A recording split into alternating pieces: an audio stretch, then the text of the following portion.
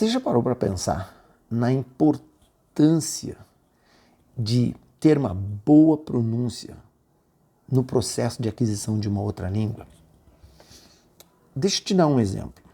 Olha só, é uma palavra bem simples, mas que é muito fácil de ser pronunciada incorretamente.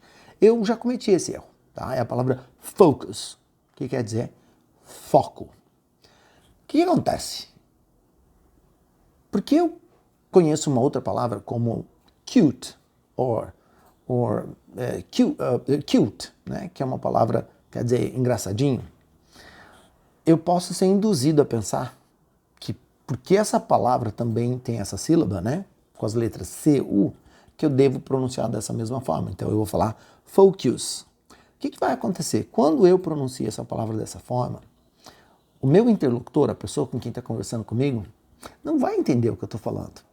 E quando eu estiver assistindo um filme, por exemplo, estiver ouvindo um podcast, e esse nativo do outro lado pronunciar essa palavra corretamente, focus, eu não vou entender, porque o meu cérebro vai estar esperando focus, porque toda vez que eu leio essa palavra, eu pronuncio ela de uma forma errada.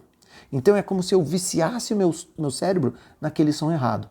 Isso tem um impacto muito negativo na minha compreensão auditiva, porque quando eu estiver assistindo um filme e um nativo pronunciar corretamente e falar focus, eu não vou entender, porque o meu cérebro vai estar esperando o quê? Ele vai estar esperando focus. E eu não vou entender aquela frase, aquela cena. Ok? Então é essa dica que eu queria te dar, sobre a importância de se pronunciar corretamente. Vou te dar mais um exemplo, e por sinal, é uma coisa que me incomodou durante muitos anos. O pronome possessivo, né? O adjetivo possessivo em inglês, para a terceira pessoa do plural, o they, na verdade deve ser pronunciado como there. Isso mesmo. Da mesma forma que eu tenho essas duas palavras, here and there. O som é exatamente o mesmo. Mas durante muitos anos, eu achava que todas as letras nessa palavra deveriam ser pronunciadas. Ou seja, eu costumava pronunciar there como there.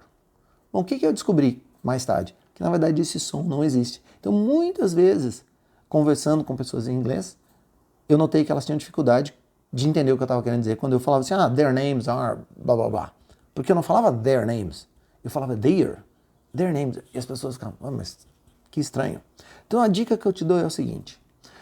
Toda vez que você estiver assistindo uma série, um filme, um documentário, presta atenção na forma como os nativos pronunciam.